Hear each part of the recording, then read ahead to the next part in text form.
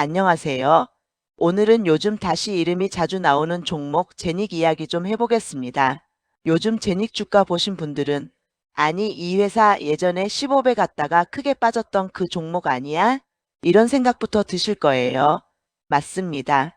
그래서 더 조심해야 하고 그래서 동시에 더 차분하게 다시 볼 필요도 있는 종목이에요. 오늘은 왜 올랐냐만 이야기하지 않고요. 이 회사가 어떤 구조인지 지금은 어느 구간에 와 있는지, 그리고 앞으로는 어떤 걸 확인하면서 대응해야 하는지 이걸 하나씩 풀어보겠습니다. 편하게 듣듯이 들어주셔도 됩니다. 1. 제닉 이 회사부터 한 문장으로 정리해보면 제닉은요. 하이드로겔 기술을 기반으로 마스크팩과 스킨케어 제품을 ODM, OEM 방식으로 만들어주는 회사입니다. 여기서 중요한 건 화장품 브랜드 회사가 아니라는 점이에요. 광고 많이 하는 회사 아니고요. 연예인 모델 쓰는 회사도 아니고 그냥 잘 만드는 회사에 가깝습니다. 특히 하이드로겔, 이게 제닉의 거의 모든 이야기의 출발점이에요. 일반 시트팩이랑 다르게 하이드로겔 마스크는 붙였을 때 느낌도 다르고 프리미엄 라인으로 가기 쉬워요. 그래서 잘 팔리기 시작하면 단가도 마진도 같이 좋아질 수 있는 구조입니다. 이 차트 얘기 안 하고 넘어갈 수는 없죠. 제닉 얘기하면서 차트를 안 볼 수는 없습니다. 2024년 여름쯤 주가가 3,000원도 안 하던 시절이 있었어요. 그러다가 2025년 중반에 4만 원을 넘겼습니다. 대략 1년 새 15배죠. 여기서 중요한 건 와 15배 갔다가 아니라 왜 그때 그렇게까지 올랐냐입니다. 그때 시장에 퍼진 이야기는 이거였어요. 하이드로겔 마스크팩이 글로벌에서 반응이 온다. 아마존에서 잘 팔린다. 프리미엄 마스크 수요가 늘어난다. 그걸 대량으로 찍어낼 수 있는 회사가 많지 않다. 이 논리가 붙으면서 실적이 완전히 찍히기 전에 주가가 먼저 달렸던 겁니다. 이건 작전주 패턴이 아니라 기대가 앞서가는 성장주 패턴이에요. 참 그런데 왜 다시 크게 빠졌을까요? 이제 많은 분들이 여기서 헷갈립니다. 그럼 회사가 망가진 거야? 아니에요. 이건 되게 단순한 구조예요. 15배라는 건요. 사실 몇 년치 성장을 한 번에 당겨서 반영한 가격입니다. 그 이후에 실적이 좋아져도 그만큼 더 좋아질 수 있냐는 질문을 받게 돼요. 그러면 시장은 잠깐 멈춥니다. 그리고 조정을 줘요. 그래서 고점 이후에 주가가 1만 원대 중반까지 내려왔고 이 회사 끝난 거 아니냐는 말도 나왔던 거죠. 하지만 이 시점에서 차트만 보고 판단하면 안 됩니다.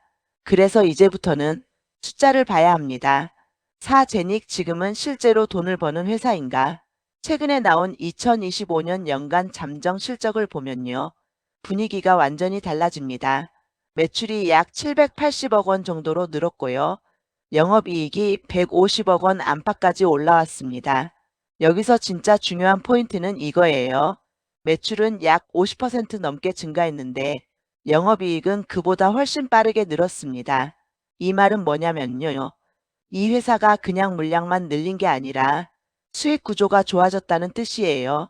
ODM 회사에서 이게 나오면 꽤 의미 있습니다. 가동률이 올라가고 고정비가 분산되고 제품 믹스가 좋아졌다는 신호거든요. 즉, 이제는 스토리만 있는 회사가 아니라 실제로 숫자가 찍히는 회사로 넘어왔다는 거예요. 오어팡 혼자 잘하는 건 아니다. 제닉이 혼자만 잘해서 여기까지 온 건 아닙니다. K-화장품 전체 흐름이 있었고 그 안에서 브랜드뿐 아니라 제조 쪽도 같이 주목받는 장이 여러 번 나왔어요. 특히 프리미엄 마스크, 인디 브랜드, 글로벌 온라인 채널 쪽이 커지면서 ODM 쪽에 물량이 몰렸습니다. 증권사 리포트에서도 제닉은 수주 증가, 생산 능력 확대 이런 표현들이 계속 반복됐어요. 이게 중요한 이유는요. 제조업은 결국 CAPA 그러니까 생산 능력이 실적의 을 정합니다. 그리고 제닉은 그 생산 능력을 늘려온 회사예요. 6그럼 앞으로 주가를 움직일 수 있는 재료는 뭘까? 여기서부터는 가능성 이야기입니다. 확정이 아니라 조건이에요. 첫 번째, 이익이 유지되느냐입니다. 2025년에 이익이 150억 수준까지 왔다면 2026년에도 이 레벨이 유지되거나 조금이라도 더 늘어나는지 시장은 딱 여기부터 태도가 달라집니다. 두 번째, 고객사가 늘어나느냐입니다.